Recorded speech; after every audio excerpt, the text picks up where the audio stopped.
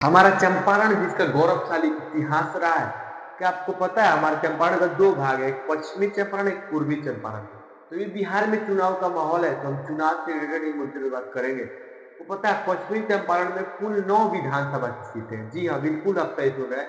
पश्चिमी चंपारण में 9 विधानसभा की सीटें हैं।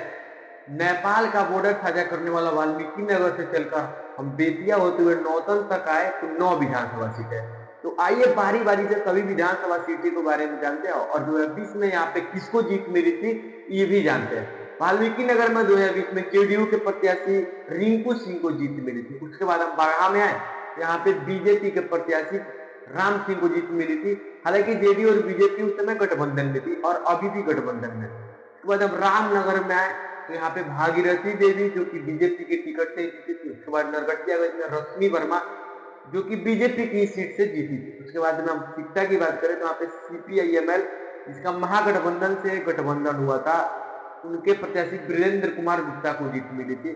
उसके बाद हम लौरिया विधानसभा की बात करें तो यहाँ पे 3 बार के विधायक विनय बिहारी को बीजेपी से जीत मिली थी। उसके बाद हम सीधे चले आए बेतिया। बेतिया की बात करें तो रेणु देवी की यहाँ पे 2020 में जीत मिली थी बीजेपी के सीट पर, बीजेपी के टिकट पे। और उसके साथ साथ वो मंत्रिमंडल में उप मुख्यमंत्री, उसके साथ साथ 2-3 और पदों को भी, अर्थात 2-3 और मंत्रालयों को भी संभाली रेणु देवी जो कि बेतिया की ही अस्थायी निवासी है। उसके बाद हम चनपटिया की बात करें तो वहां पे 2020 में बीजेपी के ही टिकट से उमाकांत सिंह जी को जीत मिली थी।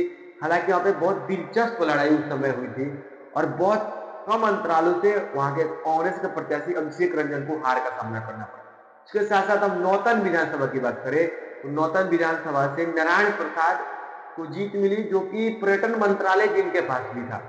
अब इस बात से तो आपको ये लगा हमारे चंपारण में मात्र एक शिक्षा का ही सीट जो है जो कि महागठबंधन के खाता में गया था। इससे तो यही पता चला हमारा चंपारण जो कि बीजेपी का गढ़ रहा है।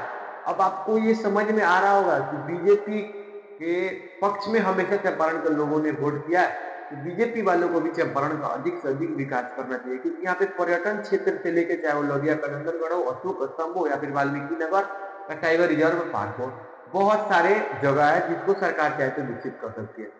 और इसके साथ साथ क्या आपको पता है कि इस बार पश्चिमी चंपारण में किस पार्टी को कितनी सीटें मिलेगी और किस सीट पर दिलचस्प लड़ाई है, तो कमेंट में जरूर बताएं। धन्यवाद।